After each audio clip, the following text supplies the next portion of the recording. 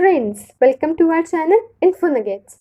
Today's topic is ego defense mechanism. It may seem very easy to understand, पर आपको confusion में डाल सकता है. So many of the terms related to it need to be understood properly.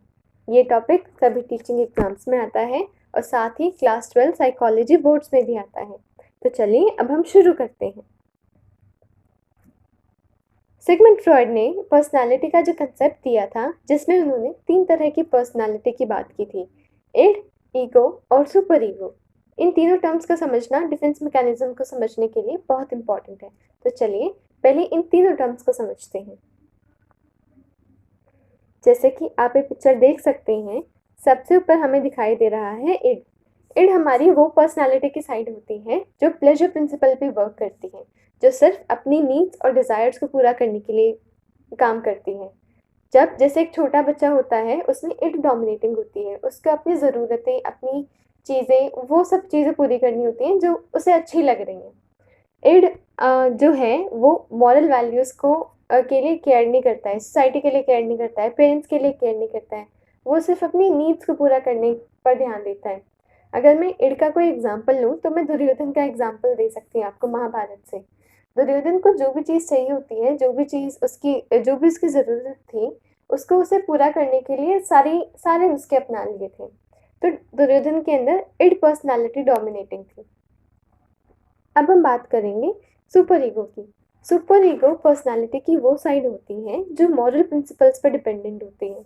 वो society के लिए, parents के ऊपर, इन सब चीज़ों के बारे में बहुत सोचती हैं, इन सब चीज़ों को प्रायोरिटी देती हैं कि ये सब चीज़ें ज़्यादा इम्पॉर्टेंट हैं. वो अपनी नीड्स वगैरह पे ज़्यादा बिल्कुल भी फोकस नहीं करती है. वो सिर्फ मॉरल प्रिंसिपल पे काम करती है कि सोसाइटी क्या सोचेगी, पेरेंट्स क्या सोचेंगे, मॉरल्स क्या सोचेंगे, हमारे जो सोसाइटी ने धर्म बनाया है, नॉर्म्स बनाए हैं, वो सब चीज़ों पे क्या इफेक्ट पड़ेगा अगर मैं ये काम करूँगा. तो सुपर ईगो में अगर हमको एग्जाम्पल लेना चाहिए तो हम एग्जाम्पल ले सकते हैं युधिष्ठिर का, जो धर्म के देवता माने जाते थे, धर्म के रक्षक. वो सब चीज़ें जो भी काम करते थे, बेशक उसके लिए उन्हें वनवास जाना पड़े या कुछ भी काम करना पड़े, वो धर्म को सबसे आगे रखते थे. अब हम बात करेंगे ईगो के बारे में. ईगो होती है जो रियलिटी प्रिंसिपल पे वर्क करती है कि रियलिटी क्या है, क्या मैं चीज़ करूँगी तो वो सही होगी या गलत होगी, मुझे अपनी कौन सी पर्सनालिटी के साइड को कौन सी सिचुएशन में डोमिनेट करवाना है, कौन सी सिचुएशन में मुझे उसे आगे रखना है. अब जैसे जब अगर कोई बहुत इंपॉर्टेंट चीज़ है जो उसे चाहिए ही चाहिए किसी इंसान को, तो वो उस सिचुएशन में इड को आगे रख सकता है कि नहीं, अगर मैं ज़िद नहीं करूँगी तो मेरी लाइफ ठीक नहीं जाएगी. अब कोई सिचुएशन ऐसी होती है जिसमें अपनी इड को पीछे रख के अपनी सुपर ईगो को आगे लाना पड़ता है कि नहीं, अगर मैं यहाँ ज़िद करूँगी तो ये सबके लिए गलत सिचुएशन क्रिएट हो जाएगी. तो ईगो जो है वो इड और सुपर ईगो के बीच में रैशनलाइजेशन कराने का काम करता है, उन दोनों के बीच में कोऑर्डिनेशन, सहयोग कराने का काम करता है कि कौन सी सिचुएशन में किसको आगे भेज देना चाहिए. तो अब हम प्रिंसिपल्स देखेंगे. तो तीनों किस प्रिंसिपल पे वर्क करते हैं. सबसे पहले है इड. इड वर्क करता है प्लेजर प्रिंसिपल पे. देन है super ego. Super ego works on moral principle, ये मॉरल प्रिंसिपल पे काम करता है. देन है ego. Ego works on reality principle, कि रियलिटी क्या है. अब हम अगली कार्टून इमेज देखेंगे. इस कार्टून इमेज में हमें दिख रहा है जो इड है वो बोल रहा है I need to eat right this second, कि ये चीज़ मुझे अभी खानी है. बीच में ईगो जो है वो जज का काम करा रहा है, दोनों में फैसला कराने का काम.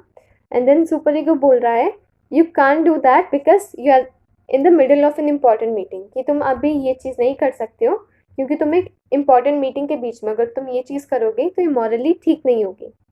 तो ऐसे ही इड अपनी जिद पे अड़ा रहता है, ईगो जो है वो दोनों के बीच में रैशनलाइज कराता है, और सुपर ईगो मॉरल्स पे, पेरेंट्स पे, धर्म पे, इन सब चीज़ों पे काम करता है.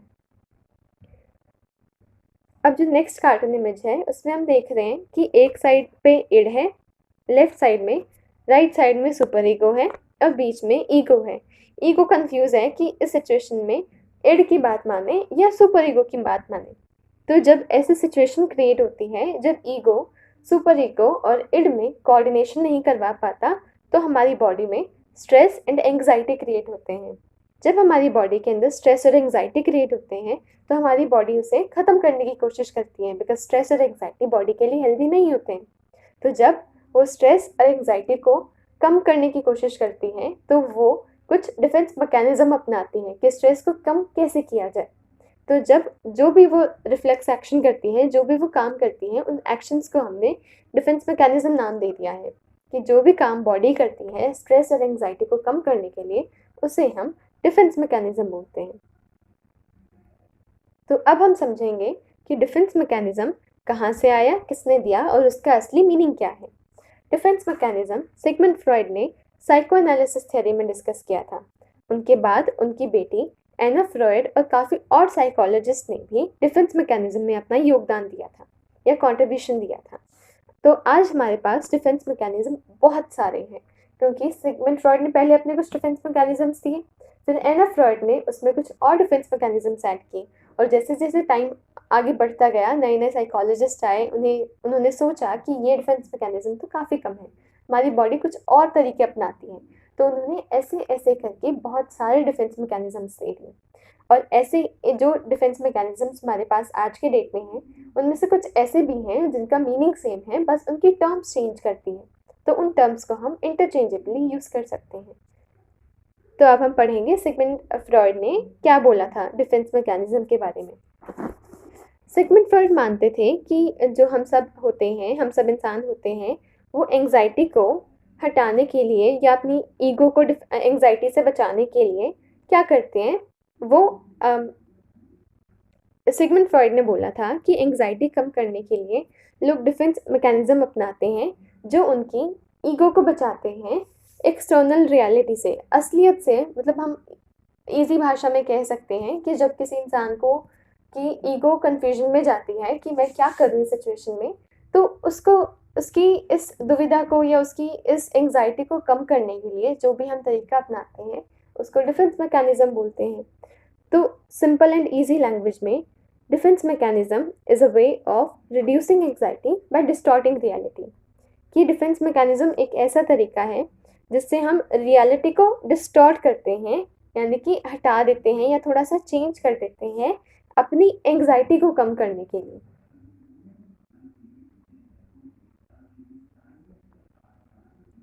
जब कोई भी इंसान किसी सिचुएशन में होता है जो उसको पोटेंशियल थ्रेट लगता है, यानी कि उसको हानि पहुंचाने वाला लगता है, तो हमारी बॉडी में हमारे दिमाग जो है वो डिफेंस मैकेनिज्म को एक्टिवेट करता है।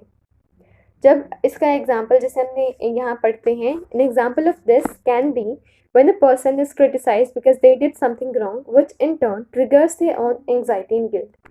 कि जब भी कोई इंसान कोई ऐसा काम करता है, कोई गलत काम कर देता है जो उनकी एंग्जाइटी या गिल्ट को ट्रिगर करता है, यानी कि उनके अंदर एंग्जाइटी और गिल्ट पैदा करता है, जो उनकी डिफेंस मैकेनिज्म को अनलीश कर देता है। अनलीश यानी कि खोल देना या शुरू कर देना। तो जो हमारी बॉडी है वो डिनायल, इरिटेबिलिटी, एंगर, रेज, इन सब चीज़ों को अपना लेती है। तो चलिए अब हम टाइप्स ऑफ डिफेंस मैकेनिज्म के बारे में पढ़ेंगे। सबसे पहला है रिप्रेशन। रिप्रेशन में क्या होता है, जो थॉट्स हमारे दिमाग में एंग्जाइटी या फिर स्ट्रेस क्रिएट कर रहे होते हैं, हम सबको उठाकर अनकॉन्शियस में डाल देते हैं, अनअवेयरनेस में डाल देते हैं। हम उनके बारे में अवेयर ही नहीं होते कि ये चीज़ मेरे साथ हुई भी थी। हम उनको धीरे धीरे करके भूल जाते हैं। जैसे कि जब एक सिचुएशन में, जैसे कि कोई इंसान है, उसने फर्स्ट टाइम अपनी लाइफ में आंखों के सामने मर्डर देखा है, किसी को मरते हुए देखा है, तो जब पुलिस आके उससे पूछेंगे कि आपने ये सब देखा, उसके बारे में बताइए, तो उसका ये रिप्लाई होता है कि मुझे तो याद ही नहीं है क्या हुआ था, मैं घबरा गया था उस टाइम पे, मैं सब भूल चुका हूँ, मुझे कुछ याद ही नहीं आ रहा है। तो उस टाइम पे उस इंसान ने उन थॉट्स को रिप्रेस कर दिया होता है, उन सबको अनकॉन्शियस में दबा दिया होता है। तो डिप्रेशन में यही होता है, जब हम किसी एंग्जाइटी प्रोवोकिंग थॉट को, जो थॉट हमें एंग्जाइटी दे रहा हो, उसको अनकॉन्शियस में डाल देते हैं और उसके बारे में अनअवेयर हो जाता है कि ये चीज़ मेरे साथ हुई भी थी। नेक्स्ट है प्रोजेक्शन। प्रोजेक्शन में क्या होता है, हम अपने ट्रेड्स को दूसरों के ऊपर प्रोजेक्ट कर देते हैं। जैसे कि एक प्रोजेक्टर होता है, जो प्रोजेक्टर को दिखाना होता है वो एक स्क्रीन पे दिखाता है या फिर एक दीवार पे दिखाता है, जो भी उसको दिखाना होता है। वैसे ही प्रोजेक्शन में लोग अपने ट्रेड्स को दूसरों को दिखाते हैं, मतलब दूसरों के ऊपर डाल देते हैं कि ये चीज़ मैं नहीं करता हूँ, ये चीज़ वो करता है। फॉर एग्ज़ाम्पल, जो इंसान बहुत गुस्सा करता है, जब उससे कोई पूछता है कि आप इतना गुस्सा क्यों करते हैं, तो उसका ये रिप्लाई होता है कि मैं गुस्सा नहीं करता हूँ, सब मुझे देखकर खुश नहीं है, सब मुझे गुस्सा दिलाते हैं, इसीलिए मुझे गुस्सा आ जाता है। तो वो अपनी गलती दूसरों के ऊपर प्रोजेक्ट कर देता है। नेक्स्ट है डिनायल। डिनायल में क्या होता है, हम डिनाई कर देते हैं। डिनाई मतलब मना कर देते हैं किसी चीज़ के लिए। किसके लिए मना करते हैं? जो सिचुएशन हमें एंग्जाइटी देती है। Person in this trait totally refuses to accept reality. वो रियलिटी को एक्सेप्ट करने से मना कर देते हैं। For example, a person with AIDS refuses to accept और डिनाई हिज इलनेस। जैसे कि किसी इंसान को जो बिल्कुल फिट एंड फाइन था, जिसको कोई बीमारी नहीं थी, उसको सडनली जैसे कोई भयंकर बीमारी हो जाती है, जैसे एड्स, कैंसर वगैरह, तो जब उसको पता चलता है तो वो साफ मना कर देता है कि नहीं नहीं, मुझे तो ये चीज़ हो ही नहीं सकती, हो ही नहीं सकता ऐसे। जैसे कि सीरियल्स वगैरह में दिखाते हैं, या फिर रियल लाइफ में भी हो जाता है ऐसा कभी कभी, कि हमारा जो बहुत ही लव्ड वंस होता है, जब उसकी डेथ हो जाती है तो हम एक्सेप्ट ही नहीं कर पाते हैं उस रियलिटी को, कि ये चीज़ कभी हो भी सकती है, कि नहीं वो तो, उनको तो कुछ हो ही नहीं सकता, उनको तो एक बीमारी हो ही नहीं सकती, उनकी तो डेथ हो ही नहीं सकती। तो वो डिनायल होता है, जब हम रियलिटी को एक्सेप्ट नहीं कर पाते। नेक्स्ट है रिएक्शन फॉर्मेशन। रिएक्शन फॉर्मेशन यानी कि हम एक रिएक्शन फॉर्म कर देते हैं, जो हम उस टाइम पे हमारा असली रिएक्शन नहीं होता है, हम एक झूठा रिएक्शन फॉर्म कर देते हैं। In this, person defends against anxiety by adopting a behaviour totally opposite to his और हर ट्रू फीलिंग्स। जैसे कि जब हम पढ़ाई कर रहे होते हैं, या फिर जैसे कल एग्ज़ाम है और आज हम पढ़ाई कर रहे हैं, तो कई बार हमारे दिमाग में कोई फैंटेसीज़ या कोई थॉट्स आते हैं, जिनको हम प्रेस कर देते हैं कि नहीं नहीं नहीं नहीं, ये चीज़ मैं अभी नहीं सोच सकता हूँ, कल एग्ज़ाम है, कल एग्ज़ाम के लिए पढ़ना है। या फिर कल जॉब इंटरव्यू है और अभी मेरे दिमाग में कोई और विचार आ रहे हैं, कोई और फीलिंग्स आ रही हैं, तो उनको हम रिप्रेस करके, उनको हम एक, उनको दबाकर एक नया रिएक्शन फॉर्म कर लेते हैं। या इसमें एक और एग्जांपल ले सकते हैं, जैसे कि जब हमें किसी ने डांट दिया, हमारे बॉस ने या फिर पेरेंट्स या टीचर ने, प्रिंसिपल ने, किसी ने हमें डांट दिया जिनके सामने हम अपना गुस्सा नहीं दिखा सकते हैं, तो उस टाइम पे हम स्माइल कर देते हैं। किसी ने डांटा और हमने उनको हंस के रिएक्ट किया, कोई नहीं, ठीक है। या फिर अपना गुस्सा नहीं दिखा पाए तो हमने उस गुस्से की जगह एक दूसरा रिएक्शन फॉर्म कर दिया, तो उसको हम रिएक्शन फॉर्मेशन बोलेंगे। देन नेक्स्ट है रैशनलाइजेशन। रैशनलाइजेशन यानी कि हम रैशनलाइज कर रहे हैं एक ऐसे बिहेवियर को जो कि सच्चा नहीं है, तो फिर हम उसको झूठ बोल के या फिर कोई एक दूसरे रीज़न देकर, एक एक्सक्यूज़ बनाकर हम उसको सच दिखाने की कोशिश करते हैं। जैसे कि बच्चों के साथ क्या होता है, पहले पढ़ाई नहीं की तो एग्ज़ाम में फ़ेल हो गए, तो उनका रीज़न क्या होता है, मैं तो अनलकी पेन से पेपर करके आया था, मेरे साथ तो अनलकी बच्चा बैठा हुआ था, जब भी मैं बैठता मैं फ़ेल हो जाता हूँ। तो ये रैशनलाइज़ कर रहा है, वो अपनी गलती को ठीक करने के लिए या फिर सच्चा दिखाने के लिए, खुद को बचाने के लिए वो एक रैशनलाइजेशन कर रहा है, वो एक्सक्यूज़ बता रहा है। जैसे यहाँ एग्जाम्पल लिखा है, when a student after doing पोorly in exams buy new pens to rationalize reason of bad performance and tells himself that he will do better with these new pens। यानी कि जैसे कि बच्चे के बहुत सारे एग्ज़ाम्स बहुत गलत जा रहे थे, बहुत गंदे जा रहे थे, तो वो न्यू पेन्स लेकर आता है कि मैं अब नए पेन से पेपर करूँगा तो मेरे सारे एग्ज़ाम्स अच्छे जाएंगे, वो पिछले वाला तो अनलकी पेन था। ठीक है। या फिर इसमें शर्ट का भी एग्जांपल ले सकते हैं, जैसे कि मेरा फेवरेट कलर अगर रेड है तो मैंने एक नई रेड शर्ट ली जो मुझे बहुत पसंद है। मैं जब भी वो रेड शर्ट पहन के जाती हूँ तो मेरे सारे इंटरव्यू वगैरह सब चीज़ बहुत अच्छी होती है, मेरे सारे काम बन जाते हैं। तो मेरे अकॉर्डिंग मैं उसको अपनी लकी शर्ट बना देती हूँ कि मैं जब भी ये शर्ट पहन के जाऊँगी, अगर मैं पढ़ूँगी नहीं तभी मेरा इंटरव्यू क्लियर हो जाएगा।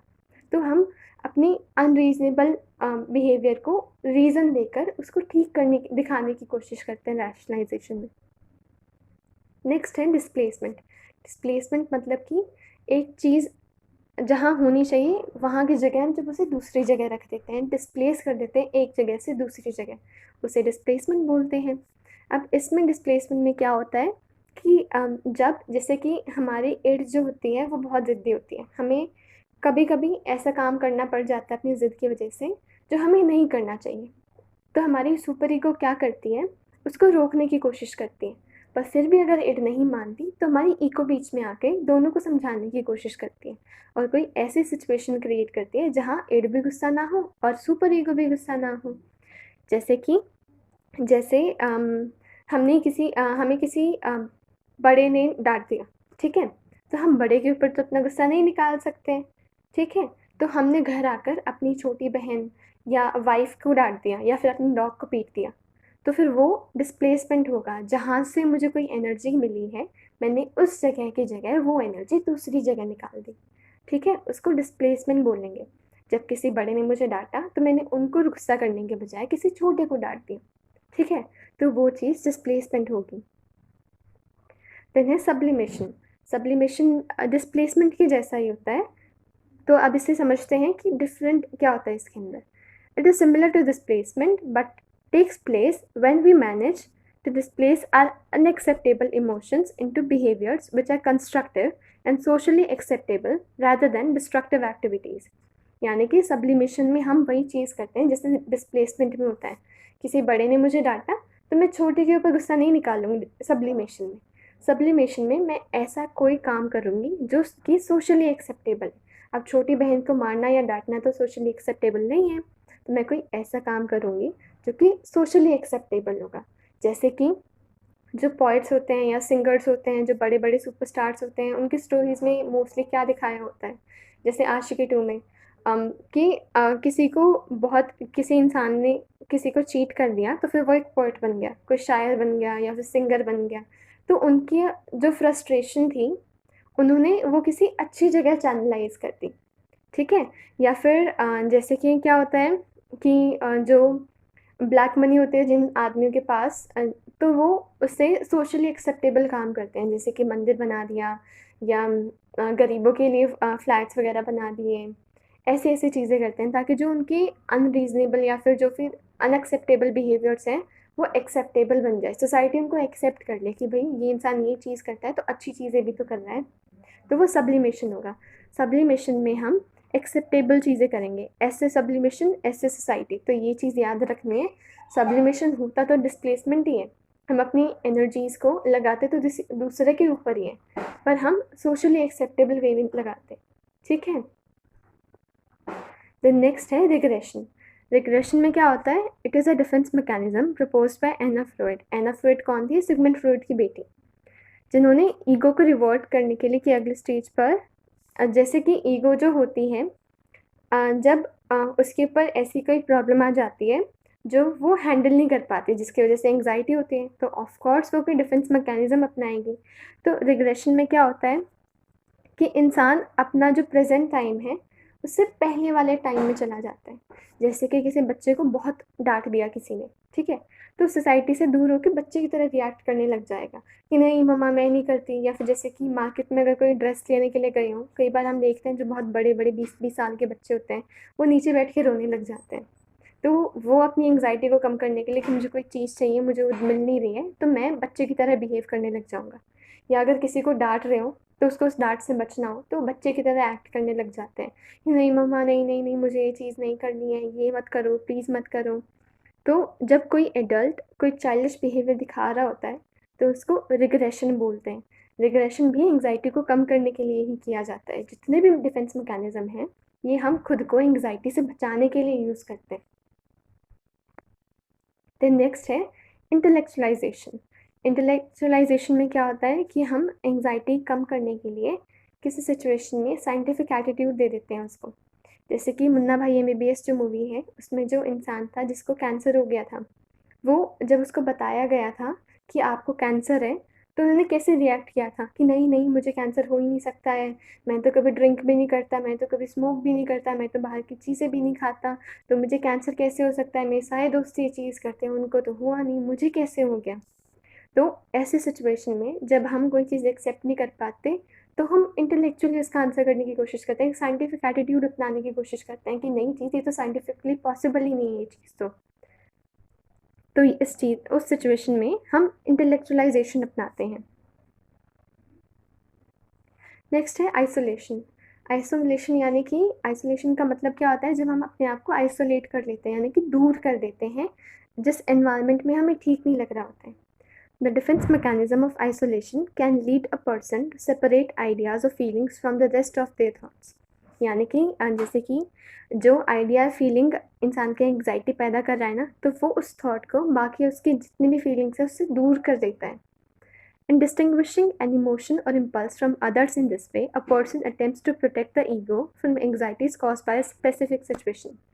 कि जैसे कि एक स्पेसिफिक सिचुएशन है कोई जो उसको एंग्जाइटी दे रही है, तो फिर सिचुएशन को अपने दिमाग में अलग रखता है कि ये जो मेरी सिचुएशन है ये दूसरी चीज़ों को हार्म ना करे या कोई हानि ना पहुँचाए।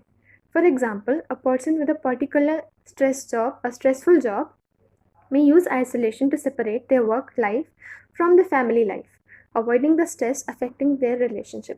अब जैसे कि क्या होता है, मोस्टली सिचुएशंस में जब जॉब पे बॉस डांट देता है तो इंसान आके घर पे अगर लड़ाई कर रहा है अपनी वाइफ के साथ या बच्चों के साथ, बच्चों को डांट रहा है, तो वो और ज़्यादा स्ट्रेस क्रिएट करेगा।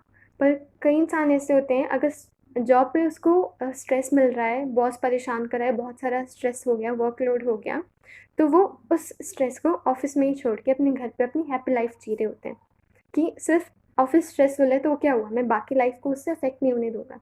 अगर मैं ऑफिस में गुस्सा रहता हूँ, स्ट्रेसफुल रहता हूँ, तो मैं घर जाके अपने बच्चों के ऊपर गुस्सा नहीं करूँगा, मैं अपनी एनर्जी उनके ऊपर नहीं निकालूंगा, अपना गुस्सा उन पर नहीं निकालूंगा।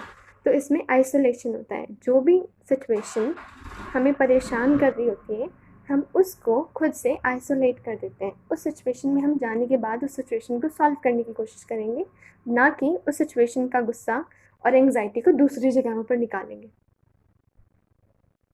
अगला है dissociation. People who use dissociation as a defense mechanism tend to lose their connection to the outer world around them. इसमें जो डिसोसिएशन को जो लोग यूज़ करते हैं, वो आउटर वर्ल्ड जो कि उसका एंग्जाइटी दे रहा होता है, जो बाहरी दुनिया उसको परेशान कर रही होती है या एंग्जाइटी दे रही होती है, वो खुद से उसको अलग कर देते हैं। They may feel separated from the outside world. वो आउटसाइड वर्ल्ड से सेपरेटेड फील करते हैं कि मैं उसका एक पार्ट ही नहीं हूँ, मैं उससे अलग हूँ। Dissociation often helps people to cope with uncomfortable situation by removing themselves from them. Dissociation जो है वो लोगों की हेल्प करता है uncomfortable situation से बाहर निकलने में, खुद को दूर करके। They may enter a state of daydreaming, staring into space or letting their mind wander until something nudges them. यानी कि जैसे कि जब कोई 7th-8th क्लास का बच्चा है जिसको बुक्स पढ़ना अच्छा लगता है और बाहर वो जो उसका आउटसाइड वर्ल्ड है उसमें उसको बहुत स्ट्रेस फील होता है, तो वो सिर्फ बुक्स पढ़ने में, कॉमिक्स पढ़ने में, नॉवेल्स पढ़ने में लग जाता है। या फिर छोटे बच्चे क्या करते हैं, या बड़े होने के बाद भी ये चीज़ काफ़ी दिखाई देती है कि जब किसी को स्ट्रेस होता है तो वो फ़ोन में लग जाता है, मूवीज़ देखने लग जाता है, आउटसाइड वर्ल्ड से नाता तोड़ने लग जाता है, मतलब कोई नाता नहीं रखता है, सिर्फ अपने एक रूम में बैठा रहता है, सबको बाहर रखता है, जो उसको परेशान कर देते हैं उन सबको अवॉइड करके अकेले रहना शुरू कर देता है, खुद को डिसोसिएट कर देता है, यानी कि खुद को अलग कर देता है। अगला है फैंटेसी। फैंटेसी का मतलब जैसे कि हम अपनी एक अलग सी दुनिया बना लेते हैं जिसमें हम फैंटेसाइज करते हैं, जो सारी चीज़ें हमारे अकॉर्डिंग होती हैं। When life seems mundane or distressing, people often use fantasy as a way of escaping reality. लोग रियलिटी से एस्केप करने के लिए, यानी कि दूर होने के लिए, फैंटेसी वर्ल्ड को अपना लेते हैं। वो जो चीज़ रियल लाइफ में नहीं कर पाते, वो फैंटेसी को अपना तरीका बना लेते हैं उस चीज़ को पूरा करने के लिए। जैसे कि अगर कोई इंसान कोई यूपीएससी या फिर डीएसएसपी ऐसे कोई एग्ज़ाम क्लियर करने की कोशिश कर रहा है, पर वो बहुत मेहनत करने के बाद भी क्लियर नहीं कर पा रहा है, तो उस चीज़ के बारे में सोचता रहेगा कि आओ मैं भी एक दिन क्लियर कर लूँगा, उसके बाद मेरी ऐसी लाइफ होगी, उसके बाद मैं ये सब करूँगा। तो वो फैंटेसी वर्ल्ड में जीना शुरू कर देता है, डे ड्रीमिंग में रहना शुरू कर देता है। थैंक यू, बस इतना ही था। ये सब जितने भी डिफेंस मैकेनिज़्म्स हमने पढ़े, ये सभी बहुत इम्पॉर्टेंट है। अगर आपको समझ में आया हो तो प्लीज़ कमेंट्स में बताइएगा। Thank you so much.